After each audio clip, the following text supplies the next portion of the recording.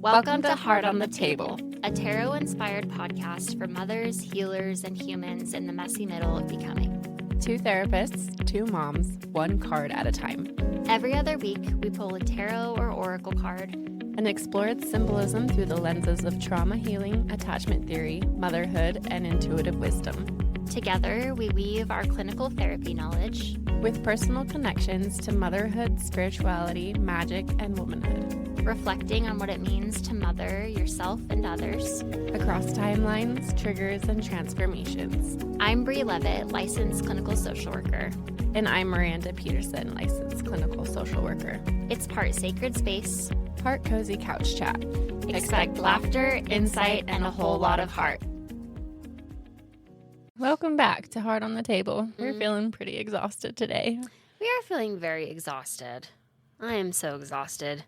Yeah. And that's what I texted Miranda this week, and I said, what if we just talk about, I think it started with me saying like something about moms are forgotten. And then it kind of transformed into this, we are just collectively exhausted. Yeah. You know, and moms being like the collective exhaustion that goes behind motherhood, especially in our current society. And yeah. Yeah. And I think part of that conversation too was just like we're each going through our own thing with, you know, postpartum, perinatal, like, and I think we identified like the pressure or the frustration about all of this is that we have to show up in society, that we have to show up at work, that we have to show up and keep showing up to meet those expectations, right? Like we don't have anything else going on at home. Yeah. Yes. But really, I feel like, at least for me, the most important role or job that I have is being mom. Like at the end of my life, when maybe someone inscribes something on my tombstone, or actually don't want to be buried. Me neither.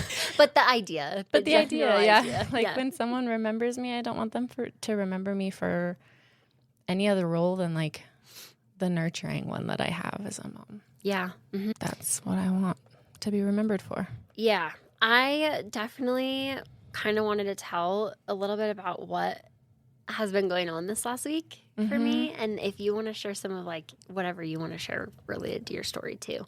Because I do think it's quite funny that our last episode was the postpartum episode. And in that episode, I was talking about breastfeeding. And I said something about, we were talking about fed is best, you know, like sometimes if you need to give up nursing, breastfeeding, and you just have to do that, like just do that. And I did not foresee that the week following that, like recording of that episode, I was going to be giving up nursing.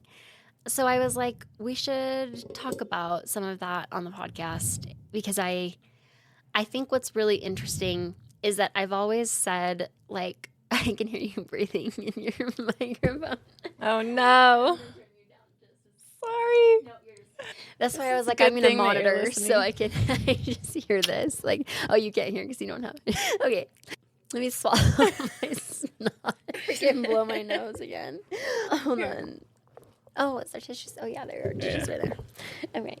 I just have this snot just like, oh, my God. Okay. I think it's a little better. Anyway, snot break.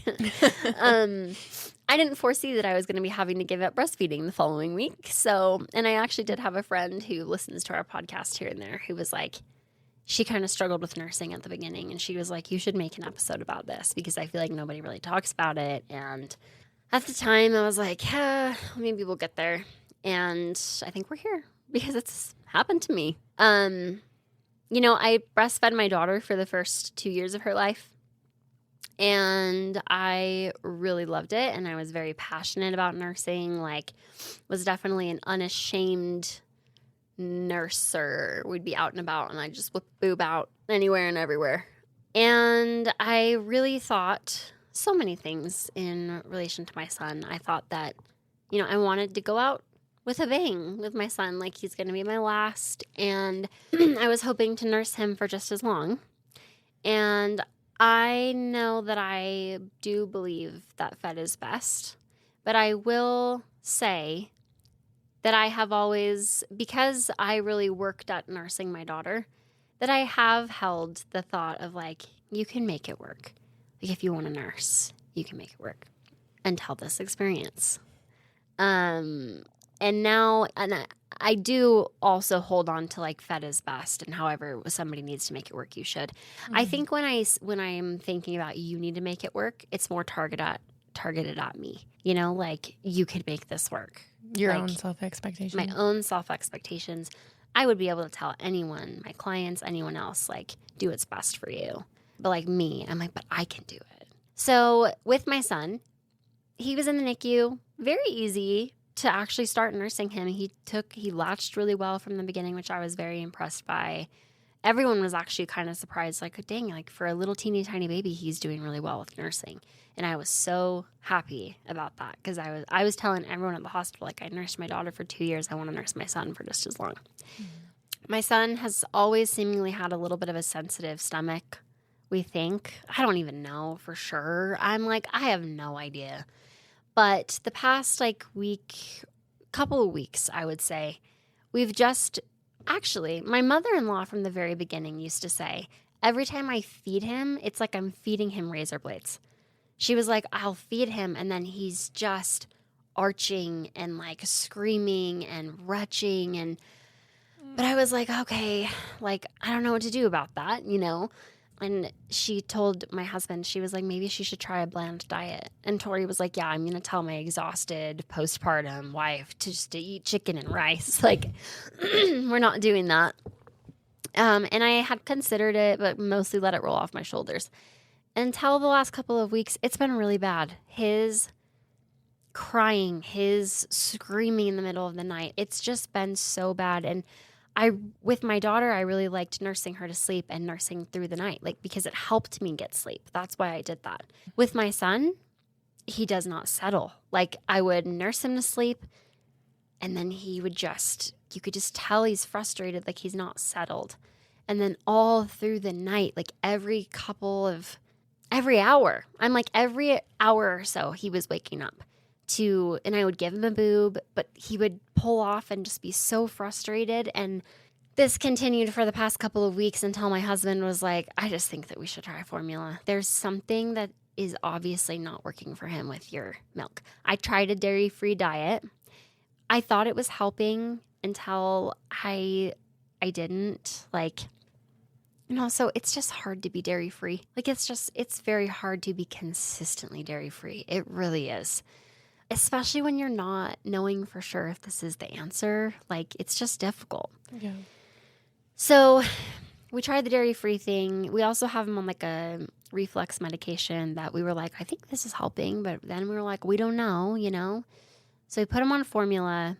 And the idea at the beginning was like, let's just put him on formula. Let's kind of see if this helps. I'll keep pumping and kind of like we'll just kind of adjust from there.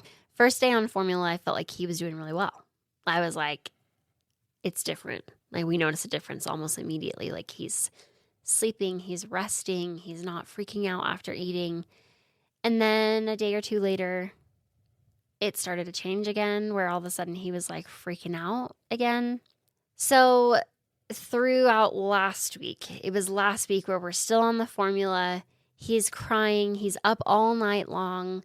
And like we got him back. We kind of haven't been the best at making sure we've been like consistent on the reflux medication.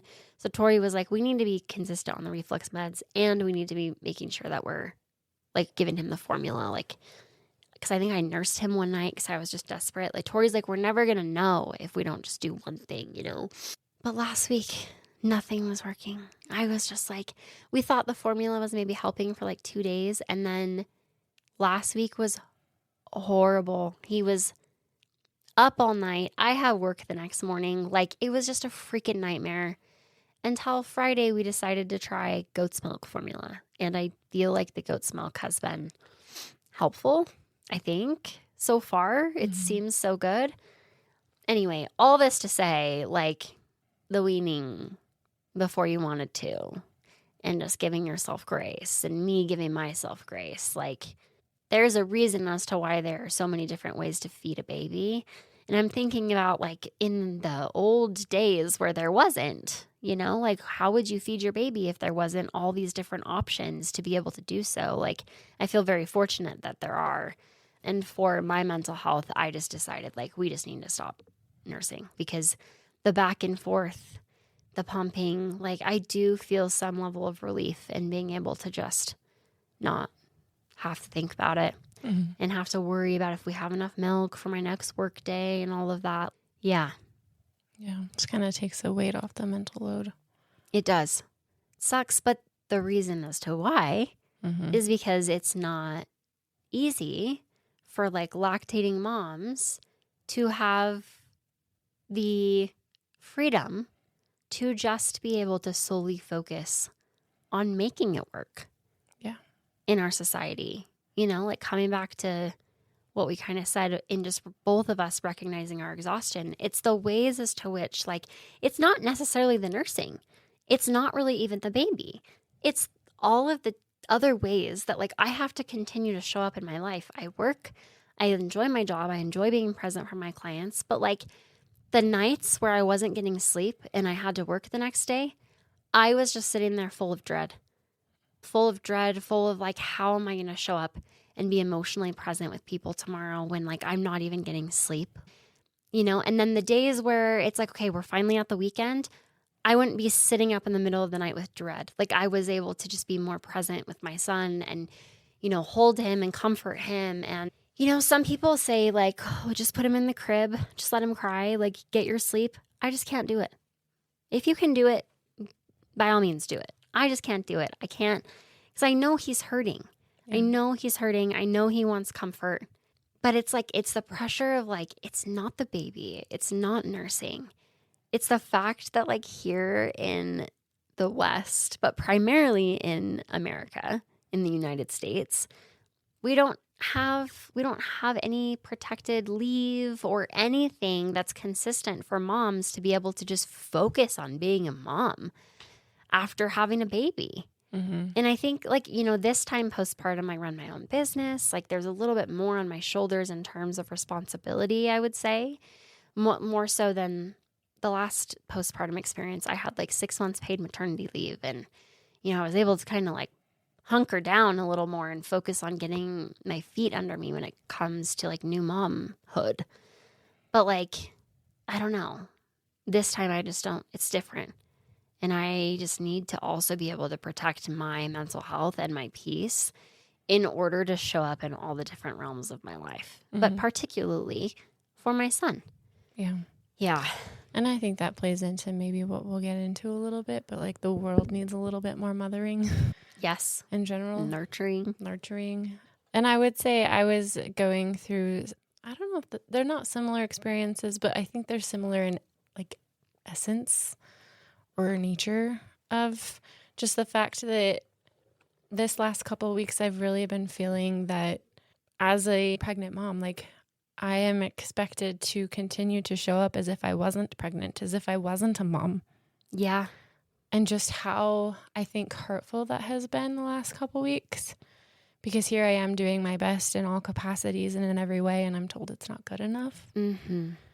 Like society tells me it's not good enough, right? Like, and it's just really, it's been a whole different experience, I think, the second time around than the first time around, because the first time it was all new and like I was just happy to be going through it. And this time I don't feel like I'm really able to soak in it or enjoy it or give it the appreciation and the attention that I want to. Yeah. Because so much is still being asked of me. It's like, well, like just because you're pregnant again doesn't mean you still have to show up.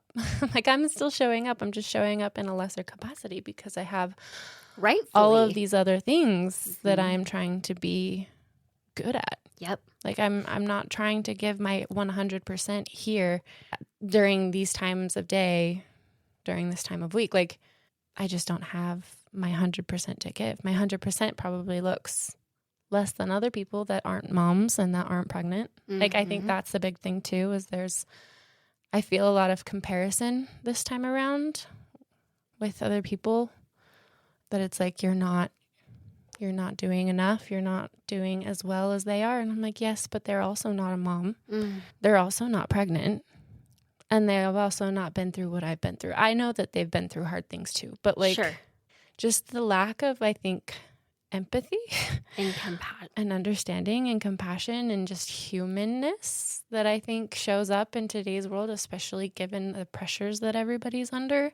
I want to think about this all the time, like this wanting to stay awake. That's almost, I don't know how else to describe it, but like I want to stay awake. I don't want to pull the blindfold or the veil over my eyes, you know? I want to stay awake. And it's so hard when I feel like, especially when that reach for the blindfold is getting so much closer. Like people are trying to pull the blindfold over my eyes. I'm like, no, this isn't where we're going with this. This isn't, I keep telling myself, stay awake. Like stay close to the fire is another term I usually call it, like stay close to life, stay close to the fire. It hurts. It's alive, right? Like, especially in like my home life, I have conversations with my husband all the time about how we hold our feet to the fire, how we like stay close to the fire, right? Because that's, I don't know, I'm sure there's like some primordial image or whatever that comes with staying close to the fire, right? You're safe by the fire. Like, it's warm. It's how you stay alive. And I guess I'm carrying that symbolism throughout all aspects of my life where I feel like society or culture is asking me to go to sleep. And to don't like care about stay these numb. things. Yeah, stay numb. Like, I don't want to be numb as much as things hurt. Like, I know. I want to feel it. Yeah. I want to feel all of it. And so I think part of just like the conversation that Brie and I have had the last couple weeks is just the exhaustion and the overwhelm that comes with all of this, right? I've also noticed it showing up for a lot of people in my life. Like my husband and I have conversations about it all the time. We actually went to like a chiropractor appointment this last week. And it was funny because we spend 30 minutes of our drive home talking to each other because we leave work at the same time. And, you know, it's usually the same questions like, how are you doing? How was your day? How are you feeling? What's going on? And it's really that's the time that we use to kind of unpack our day before we get home and then get to be present with I like that. our baby. Yeah. But we ended up like meeting up at this chiropractor appointment that we had. And we were just continuing on the theme of like, we're exhausted. What even is the point of this exhaustion, right? Like we were talking about how we spend 40, 60 hours a week working to barely be able to, you know, live, to barely be able to pay for groceries, to barely be able to pay the bills. And for what? For what? For what? We come back to that question all the time. Like, is this the point? Is this the point of life? I feel like I'm going to get to the end of my life and I'm going to say, wait. Yeah. What was that? Like, no, I want to redo. Like, and I don't want to live my life thinking that, you know, I don't want to get to the end of my life and say, wait, that was it. That's all I got. And totally. What did I do with it? Yeah. I think about that a lot too. Yeah. That was our conversation earlier this week. So when we got to the chiropractor appointment, and I don't know how it came up, but that like our chiropractor was also feeling the same way. It's like, is this just some like common theme that we're all feeling that maybe nobody is talking about? Yeah. So thought it might be important to talk about today. the never enough feeling. Yes. And when is it enough? You know, redefining what is enough. And also, I think we're going to get into it a little bit later, but like enough is enough. Yeah. I feel like coming back to like the motherhood thing too, like I just don't understand how we live in our society that likes to say how it supports moms and it loves children and children are like the fabric of society. And yet like we don't support moms or mothers, you know, like there's nothing here in the United States that is really supportive of moms. Like we lack a sense of community. We're all very like disjointed from one another. Childcare costs are exorbitant. Is that the word I want to use? They're large. Yeah. They're huge, you know? And I feel very fortunate that like I have help from my in-laws, But many people do not, you know, like, and sometimes I even have some regret that, like, it's my mother-in-law who helps us. You know, she likes to help us. She loves watching our kids. But sometimes I'm just like, how nice would it be if this was something that was just equally accessible for all moms to be able to have somewhere to even, like, to drop off their kids where their kids could just go play and it wasn't a ridiculous cost. You know, because, like, I think that moms also, like, deserve a little bit of time to themselves, even if you don't work out in, like, the labor world. What was the Instagram post that you sent me the other day that was like, they can't figure out how to... It was a Facebook one. Hang on. Yeah. Look it up right now. Says, motherhood is not less valuable just because the world cannot monetize it. Yeah, motherhood is not less valuable just because the world cannot monetize it.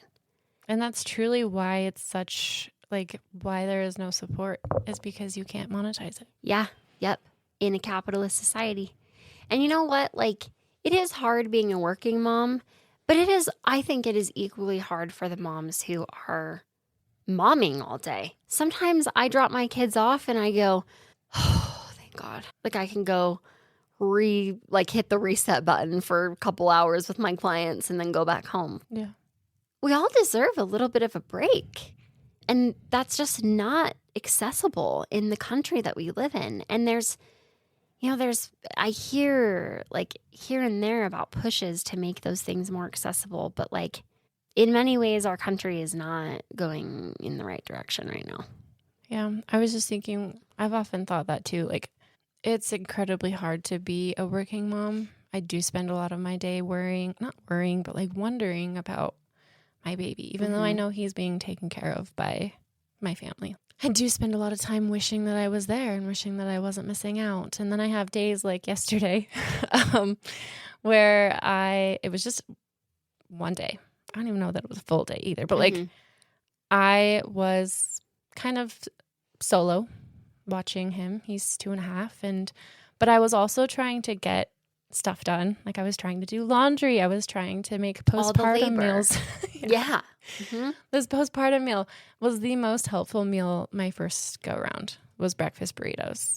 And I was trying to make a big batch of them. I only made 20 burritos, which means that's only good for 10 days if my husband and I both have a burrito every morning. So we will be doing this again. But it was so challenging to supervise him, like watch him. The TV was on, which I feel guilty about. Right. And, because we can't get away from the mom guilt either. Yep. And prepping, the peppers and the potatoes and the eggs and the stuff sat on my counter for hours. Like, I was like, I sure hope this food is still good. Like, I haven't taken my food handler's permit in a long time, but it took all damn day. Totally. And it took, like, my husband coming in to help me at night. We didn't finish until, like, 9 p.m. I started this at, like, 1. Like, yeah. And so the pressure for stay-at-home moms, too, to care for their child, multiple children, and still get all the housework done is impossible. It's impossible. It's impossible. And I felt, too, like I was a little fried by the end of the day.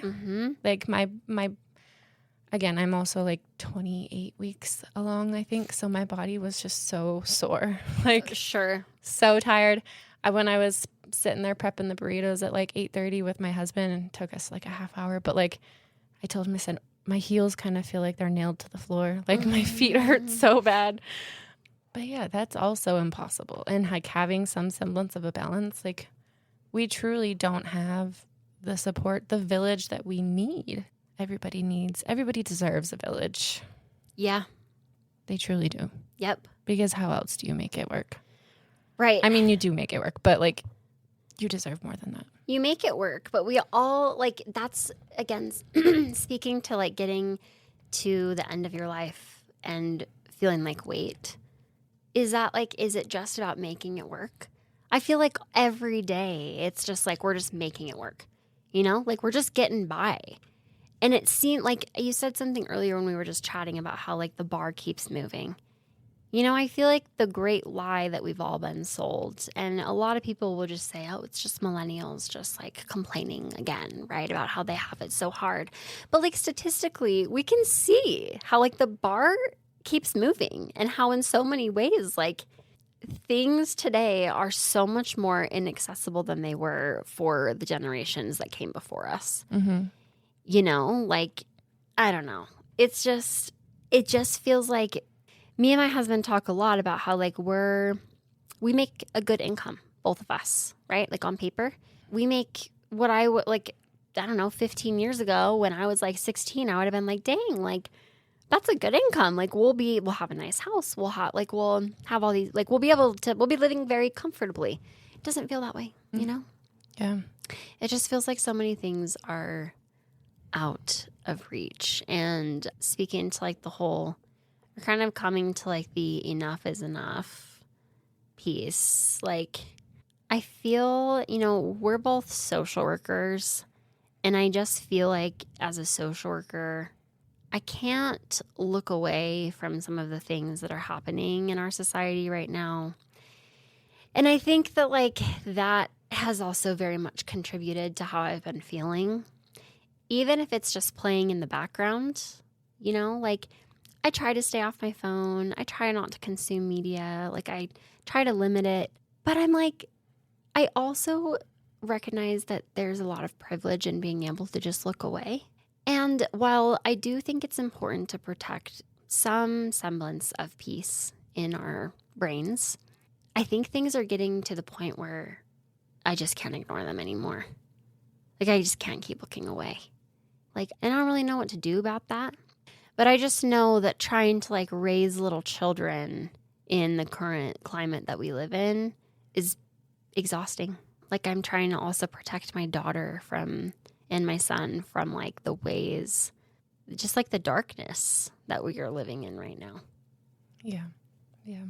I think going back to what you referring to it as the darkness and wanting to protect your little ones from it, like, I feel like, again, this has probably come up before, but there is a part of me, I guess it's the collective conscious part of me maybe, that feels like it wants one of those really good stories. Like one of like the Lord of the Rings stories or the Star Wars stories, or one of the stories where there is a lot of darkness and there is a lot of pain and they still come out on top, you know, at the end of the story. Like, there are some really good speeches. I actually want to read that one, so hang on a sec. Let me pull it up.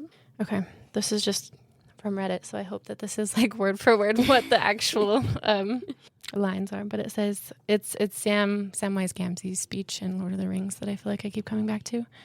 And he says, it's all wrong. By rights, we shouldn't even be here, but we are. It's like in the great stories, Mr. Frodo, the ones that really mattered. Full of darkness and danger they were, and sometimes you didn't want to know the end, because how could the end be happy? How could the world go back to the way it was when so much bad had happened? But in the end, it's only a passing thing, this shadow. Even darkness must pass, a new day will come. And when the sun shines, it will shine out clearer. Those were the stories that stayed with you, that meant something, even if you were too small to understand why. But I think, Mr. Frodo, I do understand. I know now, folk in those stories had lots of chances of turning back, only they didn't, because they were holding on to something. And Frodo says, what are we holding on to, Sam? And Sam says that there's some good in this world, Mr. Frodo, and it's worth fighting for. And every time, I know, every time I come across that speech, usually on Instagram, I'm like, I sit and I watch the whole thing, and I watch it over and over and over. And then I probably cry some about it, but, like, yeah, it's going to get me going right now. Need those. I know. Need those good, and, you know, good stories that give you hope. In all of this, like, talking about exhaustion and talking about, like, as I'm, like, furiously knitting, I'm like, yep, this is coming up for me. I think in talking about exhaustion and in talking about how hopeless everything feels right now, I think it's also incredibly important to talk about hope and the importance of it and holding on to it. It's baffling to me that, like, I think what's crazy when we really think about it, like, I'm thinking about when I was a little kid sitting in history class and learning about, like, World War II and the Holocaust and all of that. That was not that long ago. And I feel like as a society, we sometimes act like this was something that was so long ago. You know, like, the pictures were black and white. Like, it feels like it was hundreds of years ago. that was in 1940s. You know, like that was not a long time ago. That wasn't even 100 years ago. So it's like, I say that to remember that like things are very cyclical, like we talk about on this podcast all the time. Mm-hmm. And, you know, I don't really know what that means because like when we're in this part of the cycle, this is very damning. And it's not solely a United States issue. Like the rise of nationalism is worldwide right now. We're seeing that as a trend. You know, we have the things that are happening in Palestine that are also atrocious. This is not just a United States issue. But I think that like I try to remember to like hold on to the little things that are that feel so ordinary in the day to day. You know that girl that went viral on TikTok with that song that I sent you? Yeah. The hand. Okay, hold on a second. Because it's been a minute since I've been on TikTok. Not me. I need to probably reel it in a little bit today for my mental health. Let me see if I can find the words to this song real quick. Let's see. So she has this song, and it's Good Things. This is a different song, but I really love it, and I've been listening to it a lot lately. And there's a lyric in there. She says, "What is it everyone says? Nice words we're first to forget. Good things aren't waiting around. We've got to chase them down." And I feel like there's so much good in the day-to-day, but it is in the ordinary. Like nice words, we're first to forget them. But like the things that people are talking about that are mean or it activates. This is actually science-based. I forget. It's the negativity bias where our brain is first, like the first thing it remembers and really holds on to are the things that activate our nervous system into like a survival, right? Or like make us uncomfortable. Mm-hmm. The little like good moments in the day-to-day don't do that. Which is why it's important to chase them down and to try and like connect to those things. I'm thinking like, I remember there was a day I was like in the crosswalk or I was like at a stoplight with my kids in the car. And there was this cute little like, I think it was just like a cute little old lady like crossing the street. And I looked to the right and the guy in his car was also just like pointing at her and like laughing like in a cute way. Like, look at her. Like she's cute. And I remember thinking to myself, like, this is one of those moments where it's like humans just like laughing together and like looking at this cute little lady like crossing the street. And I was like, this is one of those moments where it's like, I have to remember that like humans mostly are good. I do believe that. But it's like, it's so clouded by all of the darkness and the garbage that we see that makes it to our TikTok feeds. Like we're often not seeing like, is he okay? I've got another quote, sorry. Oh yeah. We're often not seeing like, I don't know, just the good in the day to day. So I don't know. I think that like continuing to connect to hope, I saw both of us just keeping like, I was going to pull something up too. I wonder if I can find it. I saw it this morning. Let me see here. I feel like it was, I know I keep getting distracted by everything else on my feed right now. Did you see this? This is where that 5-year-old is today. Okay, I'm going to show you this really quickly. Okay, but it's not like I'm not going to put this on the podcast, but I did want to show this to you. Look at this. Do you hear that? They said that they're holding a demonstration, but it sounds like crying and screaming. This is where that little 5-year-old boy is. But apparently now CNN is reporting that they're holding a demonstration in there. I don't know. It was CNN owned by. I know, right? I don't know. Weird. Man, there was a cute thing that I saw this morning that was just like what to do in these times, right? Times like these. And it was just a heavy emphasis on like connecting to community and creating art and dancing to the music and just sticking together really with the people who feel good and have your back. And yeah, I have one thing here was how can we focus on sorry. You're fine. I'm going to cut you off. No, you're fine. You're good. Enough isn't about having more, but maybe it's about belonging more. Yeah. Which that I was going to say when you said earlier, redefining what enough is. And I feel like we very much have to like pull ourselves out of the capitalist cog and really engage back into our own life, which is really, it is difficult to do so when so much of our like living day to day depends on like we have to make money. We have to like, however, I also think it's important to realize there's a lot of people that are continuing to live. Maybe they're unhoused. They're still alive. They are still finding community, right? Like there's such a like emphasis in our society of looking at people who are unhoused as like they're living on the outskirts or they're living on the fringe or they have mental health issues or drug addictions. Like that's not every one of them, you know, like some of them are just choosing to do so.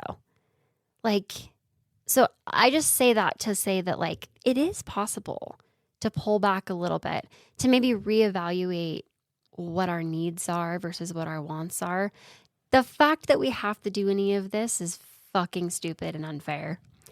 But I do think that like us taking, like just coming back to our own lives and like figuring out in our day to day what we can do to us, like what we can do that matters versus like living for the machine is important. Yeah. There was something else that I was going to say. I think we all know at this point that I operate in terms of stories. Yeah. I will come back to this Lord of the Ring quote in a minute. Because the Lord of the Ring quote I was trying to find was something about how the darkness of Mordor went unnoticed for so long. Like just by the everyday, I don't know, ignoring those good moments that you were talking about chasing. Yeah. Mm-hmm. I'll come back to that and see if I can find it. But the place that my mind went now was like, I've been thinking a lot about The Matrix. I've only seen The Matrix like once. Same. As an adolescent. Yeah. Like, I don't remember the story that well. I remember the premise of the story. Uh-huh. But I do think there's a video that I've seen. It's got Keanu Reeves in it. So I'm assuming it's The Matrix. Maybe it's John Wick. I don't really know. Mm-hmm. I can't really tell you. Mm-hmm. But he's talking to, I think it's The Matrix because he's talking to this seer. You gather as much from this short clip, right? That the woman he's talking to is a seer. Mm-hmm. And the seer offers him like a lollipop or something. And she's like, do you want this? And he was like, why? What's the point? You already know if I'm going to take it or not. And she's like, yeah, that's not the point. The point is for you to figure out why. Yeah. Why? Yeah. And I think, going back to we were talking earlier about all of the apocalyptic thoughts that we tend to have when things get hard. Yes. And we tend to like think about, your mind wants to run with the, how do I escape this, right? Like, what's plan B?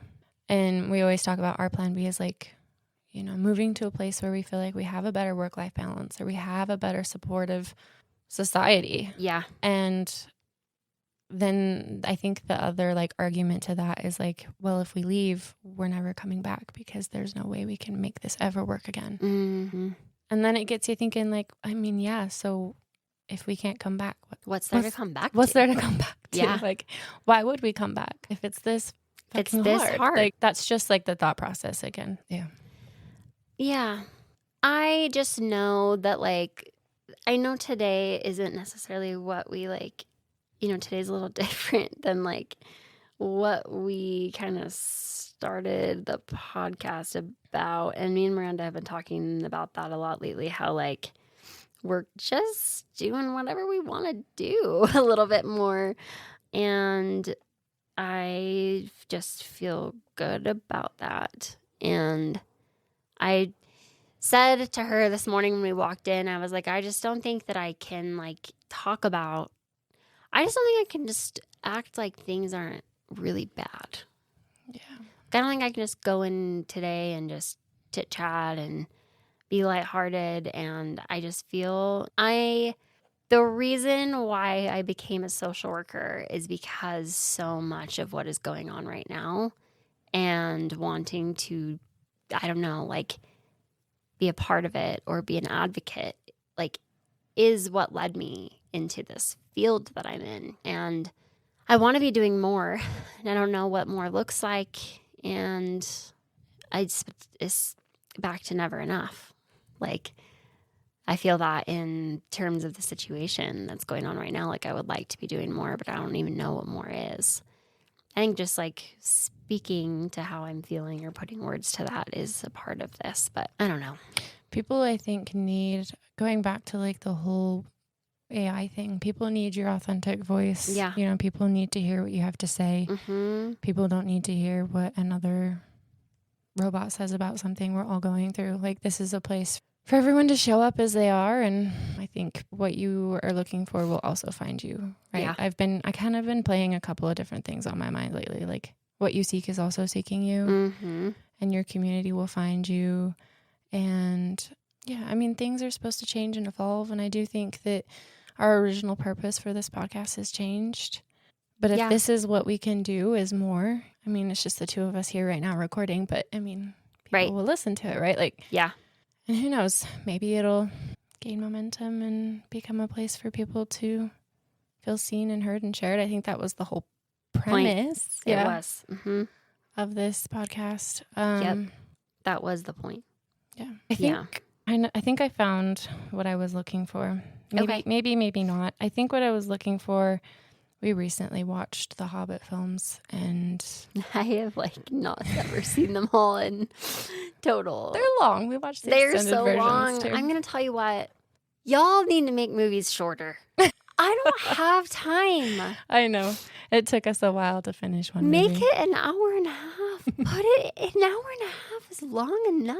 Yeah, they're long. They're long. That's why I've never finished them. I will one day. Because I did actually enjoy. I think I've seen the first and second Lord of the Rings. Yeah. And I have also seen The Hobbit. That's it. Yeah. Mm-hmm. I think what I was looking for was we were doing our lore research after some of the movies, and I think what I came across was like an explanation as to how the darkness grew for so long, going unnoticed, you know, and like that is the premise of, I think, what's happening. But the only quote that I can find that's remotely, I guess, similar, but on the other side of the coin is when Gandalf says, "I've found it is the very small everyday deeds of ordinary folk that keep the darkness at bay, small acts of kindness and love." Yeah. That's when he explains to Galadriel that he believes small things rather than great power are what truly hold evil in check. I think that's parallel to when Samwise Gamgee says, "But in the end, it's only a passing thing. The shadow and even in darkness must pass." I don't know that was exactly what I was trying to find. No, but I love that. That is just speaking to, through this time, connecting to the good is important. And, connecting to meaning. All of this makes me want to go back and read Viktor Frankl's Man's Search for Meaning again, because that book is incredible and really talks about finding the purpose and finding the meaning through difficult times. And I think that is what it is about, is connecting to your why and your purpose and your meaning and holding on to that throughout times such as these. And the person who lost their life yesterday, there was one video that I saw of him, and it reaffirmed to me that he knew the risk. He knew the risk. He knew what was happening, and he went down fighting. And I think that was for him fighting for the greater good. And I just feel like we are in a time where fight the good fight is important to keep at the forefront of our mind. Mm-hmm. Mm-hmm. Yeah, and I think a big part of that too is finding people who are your people, who you can share your fears with, who you can be vulnerable with, because that's truly what we need. Mm-hmm. We need more vulnerability. We need more compassion. We need more empathy and understanding. Yep. And there were a couple of times in the last week where I caught myself thinking well, that's it. I give up on my dream.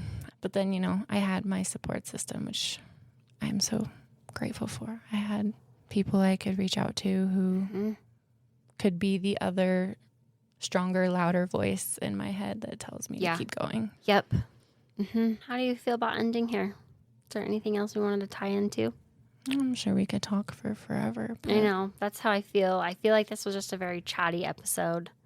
I think the next episode we will be having my nurse from my birth come interview with us. Nurse turned friend. I love her. So look forward to that, and we'll see you next time. Yeah. Thanks so much for listening, and we hope that you feel heard and seen as well. Stay positive out there. Bye. Thank you so much for joining us in today's conversation. We hope this space offered you a spark of meaning, a reminder of your own strength, or simply the comfort of knowing you're not alone in the messy middle of becoming. If you enjoyed this episode, we'd love for you to share it with a friend, subscribe, or leave us a review. It helps this little community grow. You can also find us on Instagram and TikTok at Heart on the Table Pod, where we share more reflections, tarot pulls, and behind-the-scenes glimpses of the podcast. Until next time, may you keep noticing the magic woven into your everyday life. Please remember, while we are both licensed clinicians, this podcast is not therapy and does not create a therapeutic relationship. The conversations here are for educational and reflective purposes only. If you are seeking mental health support, we encourage you to connect with a licensed provider in your area. Thanks for listening.